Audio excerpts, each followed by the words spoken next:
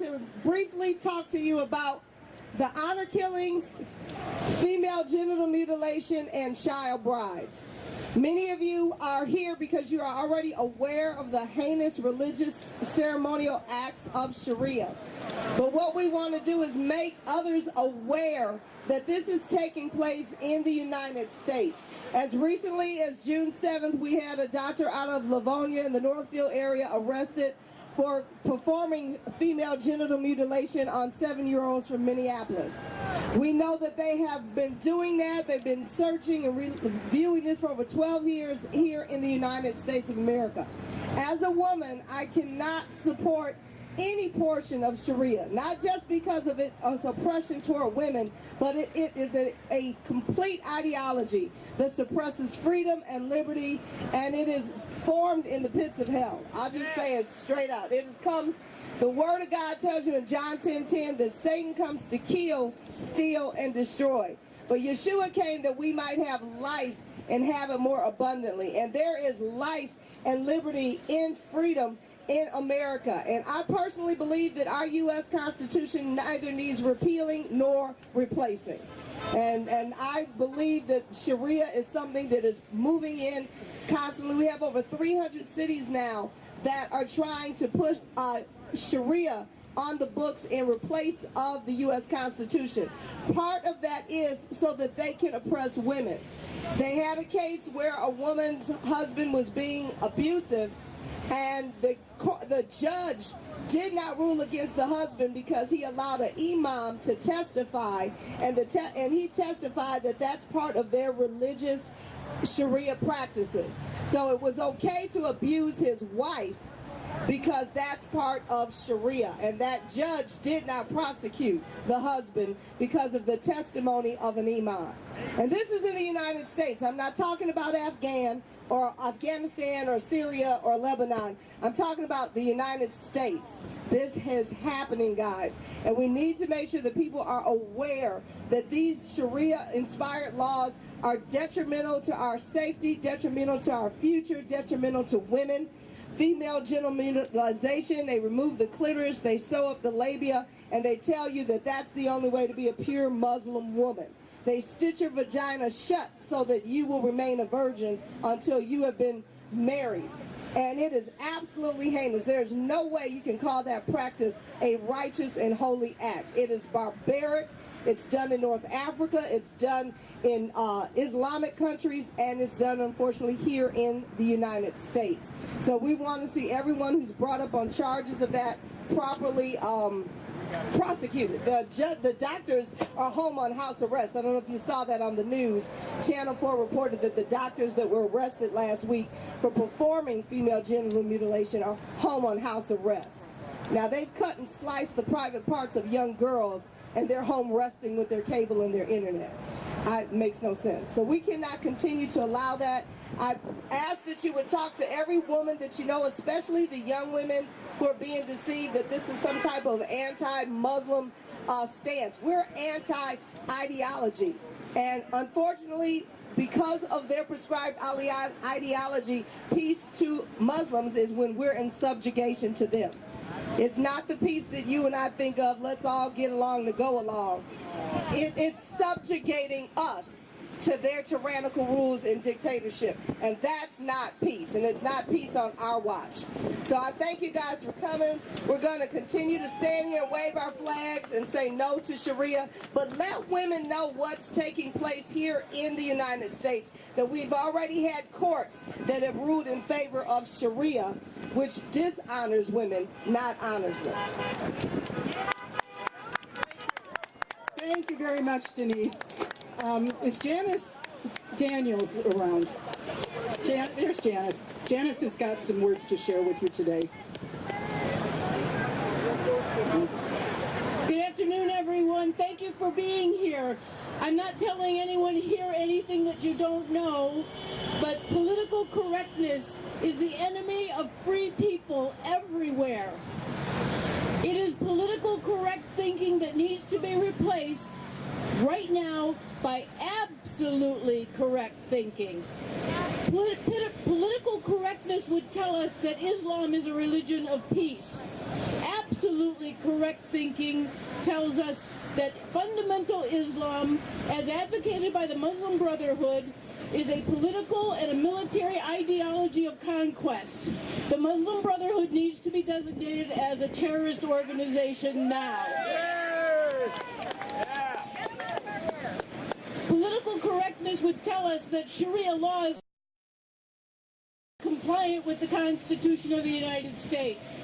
Absolutely correct thinking tells us that the Constitution of the United States is the supreme law of the land, and Sharia law, which is a brutal legal system, is totally and completely incompatible with our Constitution. That's right. We need to remove Sharia law from all American courts now. Yes. Where in the Constitution does it say that a man can beat his wife? It doesn't, but he can under Sharia law.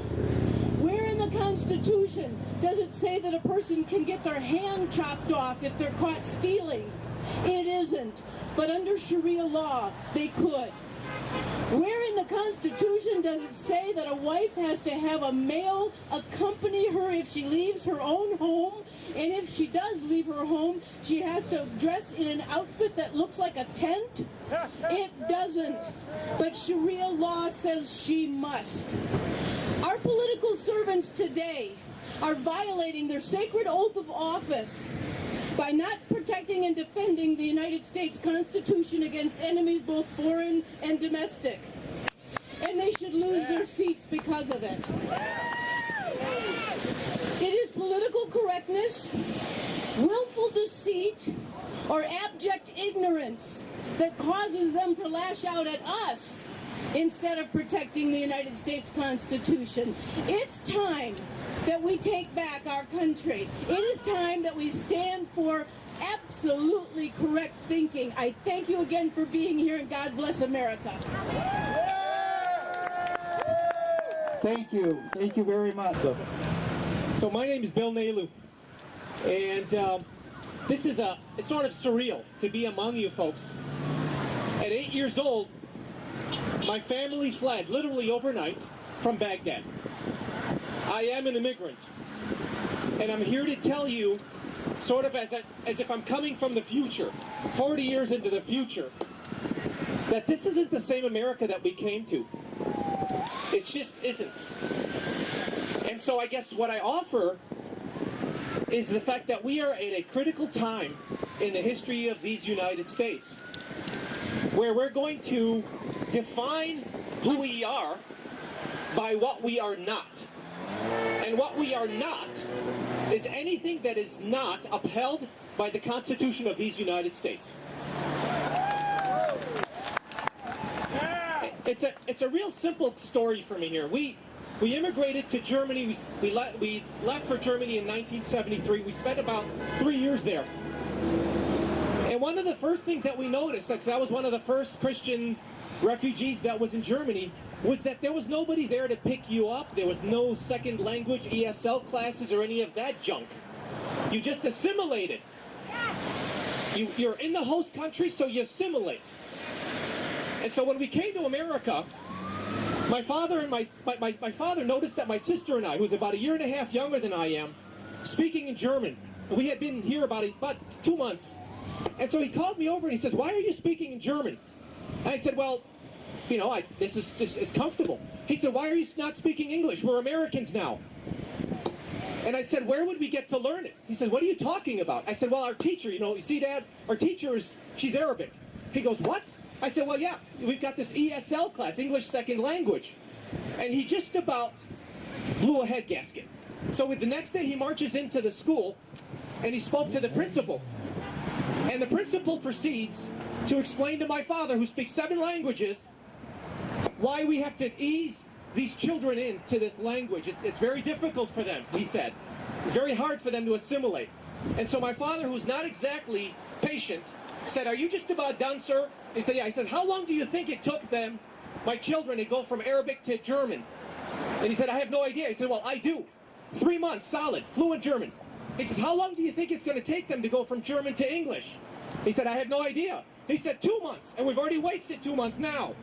So he said, effective immediately. I want my children put in regular classes. I don't really care whether they understand English or not. They will, in due time. And so that's sort of my reference point. That's sort of my call here. And that is that we just have to talk to people. We've got to remind people how the hell this country came about in the first place. It's the most inclusive country on earth. And the fact that we have to have signs up here that say no Sharia, no Sharia? Are you kidding me? It's like saying no dogs left in cars in the middle of the sun, in the middle of a sunny day here. It's pretty damn obvious. So I appreciate all of your courage amongst a nation that has sort of lost its soul in many ways here. And I just implore you to be inclusive. There are plenty of good Muslims in our country. Some of them, many of them serve our country bravely. So we need to include them in this. This is not a fight against Islam. This is a fight against the lunatics that seem to, they're the scourge of the world. Wherever they go, they cause problems. And we can't be for that. We've got to get everybody on board to fight this thing. Thank you very much. Here we go, Mr. Mitchell. So proud to be here with fellow Americans. I'm here also to support our Chaldean community, and I am from the Sterling Heights area, and as most of you know, there are some issues in litigation right now, and if a city cannot have reasonable building and zoning codes without the federal government creating a situation of a terrible overreach, there was nothing wrong with our building codes. So I'm going to follow that close. And again, I want to support our Chaldean brothers and sisters in the whole area here. They know what Sharia law brings, and it's nothing good for our country. Everything that has been previously said, I go along with 100%. And God bless you all. Thank you. That's coming from the Chaldean community of Sterling Heights. Thank you. Well done. We're looking for Mr. Ron. Our next speaker will be Ron Edwards. Ron, come on up. Make sure you're close to Ron so we can hear you. Well, good afternoon, everyone. It's a complete honor to be here. But the reason why we're here truly disturbs me. We're talking about the Southern Poverty Law Center. You talk about deception. In the Bible, it talks about things that were called good are now called bad, and in reverse, what was called bad is now called good. Well, that totally describes the Southern Poverty Law Center. How many times have I read and that I've heard about hate groups listed by that organization? Well, in 2014, they put Ben Carson on their list as people that are of hate. They put constitutionalists on their list of hate. They put everyone who is considered to be either Christian or conservative or both as people of hate. But yet, at the same time, people that have been proven in this country and around the world to be murderers, to be enslavers, to be people that want to strip this nation of its constitutional limited values, to destroy Christianity from out of this country. The Southern Poverty Law Center has never ever gone after those groups, unless a few times they were given a little pressure. They were pressured finally to take Ben Carson off of their hate list. Now, the thing is, the Southern Poverty Law Center, amongst other groups, have done a masterful job of fooling and deceiving the Black American community. So much to the point that the Black American community is accepting and embracing illegal immigration, Sharia law, not because that's what they want done to themselves, but why? Because they hate the United States of America. And I don't blame them. I blame the number one enemy of this country. It is called the government school system. That has been a useful tool of organizations like the Southern Poverty Law Center that has totally deceived generation after generation of our young students across this great republic. And what we, the people, have to do, not only do we have to unite, we must infiltrate the government school system. If it were up to me, they would be privatized. We need to get government out of education. This one-size-fits-all is destroying this republic. We have to overcome the false divisions that they're putting between people like myself and yourself. What unites us is that we are all Americans. That's what we are. We're not hyphenated Americans. I am not an African American. You aren't an Italian American or whatever, or Polish. We are Americans, and that's what unites us all. We cannot allow the Southern Poverty Law Center to divide us, because to divide is to conquer. And I implore you to continue to reach out to one another, and even to people like me who are in total agreement with the saving of this great republic, the greatest nation in the history of the world. We are in a war, and we must act like it. The time to fight is now. For the longer... But that's a sign of ignorance. These people have been deceived. And as my wife would tell you, we've got to pray for these people. It's a twofold battle, folks. It's a spiritual battle, and it is a natural battle. Millions and millions of slaves right now are owned by Muslims in the Middle East and in Northern Africa. Do you ever hear the Southern Poverty Law Center speaking out against that atrocity? No, not once.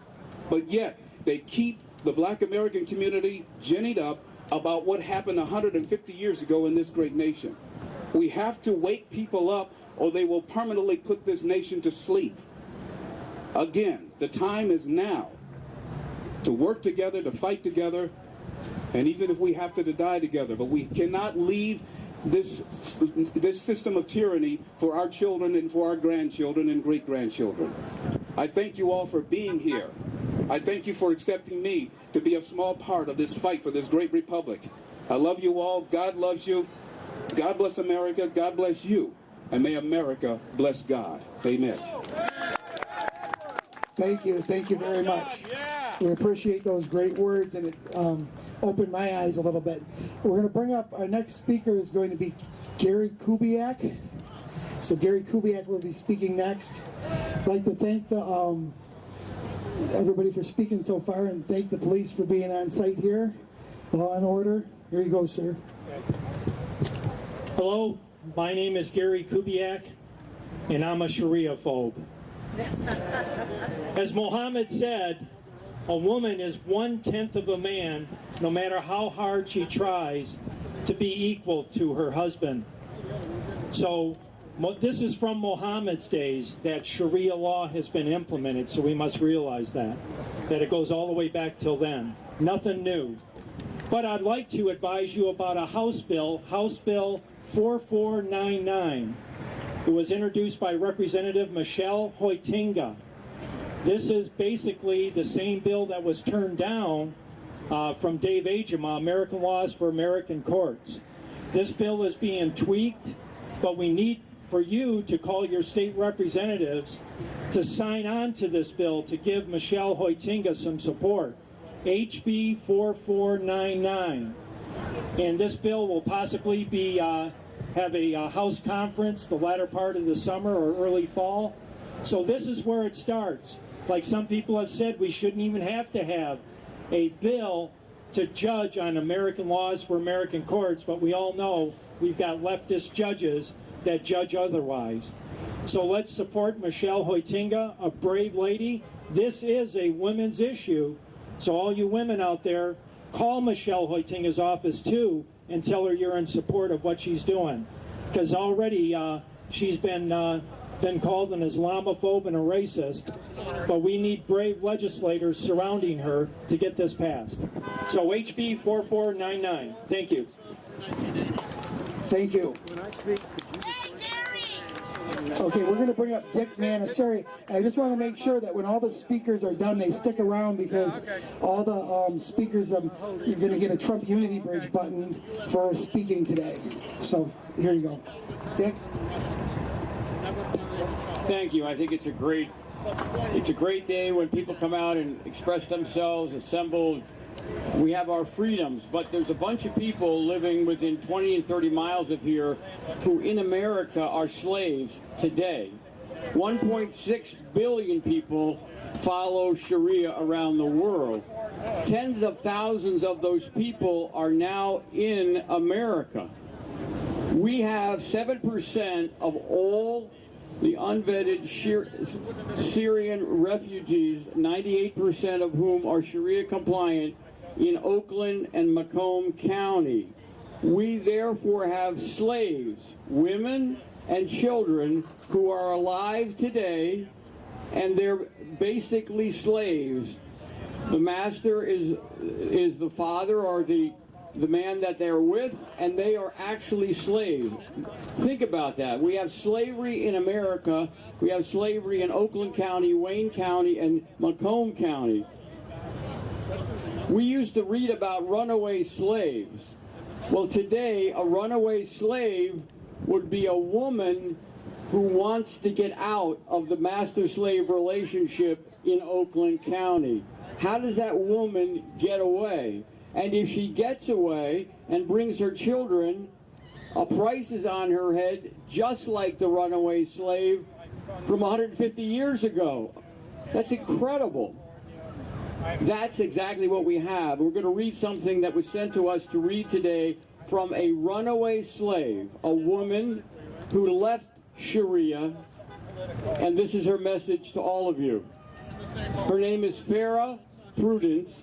We interviewed her at the Southeast Michigan Tea Party on Wednesday night. This is her message for you. My mother, 4 siblings, and I left Islam due to the repeated physical and sexual abuse perpetrated by my father. He was convicted multiple times of domestic violence, yet his behavior was perfectly acceptable as honor violence under Sharia. Think about it. A couple more comments. He went to the mosque and he got the imam to issue a fatwa, a death sentence against all of us for leaving Islam. Under Sharia, we had committed a crime. It's called apostasy. This means that I have a price on my head, just like the runaway slaves for 150 years ago. It means I have a price on my head, and I could be killed if I was to enter one of the Sharia bills in your state of Michigan. Keep in mind that Muslims are taught that they do not have to abide by the laws of non-Muslim countries. I couldn't say anything better than that, so thank you for being here. We need to free the slaves amongst us. And one way to do that, in addition to going to Lansing and getting laws passed, is to visit your local police. Your local police they need to know that it's their job to free these slaves. They need to look for Sharia, honor violence. They need to look for child marriages. They need to look for FGM. They need to look for polygamy. These are all crimes being committed right now today in our counties. We need to encourage the police to get aggressive and to forget about political correctness. In many cases, these police need to be retrained because for 8 years they could not say Sharia. They could not say Islam. They could not say Muslim in their investigations, yet we know women and children are slaves today in our communities. Thank you. It's like we're here supporting our Constitution. Kerry Benjavolio is next. Thank you. Thank you very much. Thank you all for being here today. My name is Kerry Bentavolio. Can you hold this mic for me? Because I have something to read. Yep. Really, I want to thank all of you for being here today. It's a brave effort on your part. For you here today, let me remind you, my friends and fellow neighbors, that the death of a nation happens with a whisper and a nudge, patiently and stealthily, robbing its unsuspecting citizens of inalienable rights and replacing them with government controls, of course, for the good of the people. Only when it is too late to turn back the clock does a nation realize that freedom has vanished in the blink of an eye. Ladies and gentlemen, a war is being waged for the soul of America. It is not entirely a war of steel and cartridge. It is a conflict of ideas, ideologies, and cultures, fought not only in jungles or a desert or in towns or in the Middle East. It is played out in Europe and here in our towns. A war is raging on radio and television shows, in Madison Avenue product commercials, and our children's classrooms. Instead of cannonades, there are editorials. In addition to suicide bombers and terrorist attacks from our enemies, there are speeches. Instead of rifle volleys, there are letters to the editor. Instead of laying minefields, they have determined what is and isn't free speech by laying claim to political correctness. They say, be kind to those who want to destroy you. I say, no.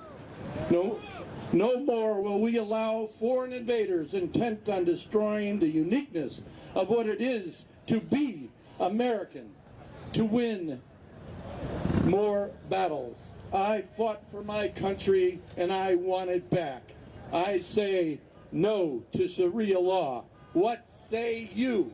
No! No way! What say you? No way! No Sharia! When you leave here today, I hope and pray you will daily stop and reflect on what so few brave men and women are doing here, right now. Many who are family members, friends and neighbors who are engaging in this fight to save what it is to be an American and to live what is the American dream.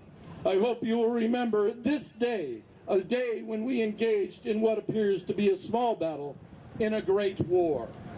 I hope you will hold our elected officials and our government agencies accountable to the task of perpetuating freedom and our American culture, to join and help those who fight to remove the chains of tyranny now being forged against our American culture.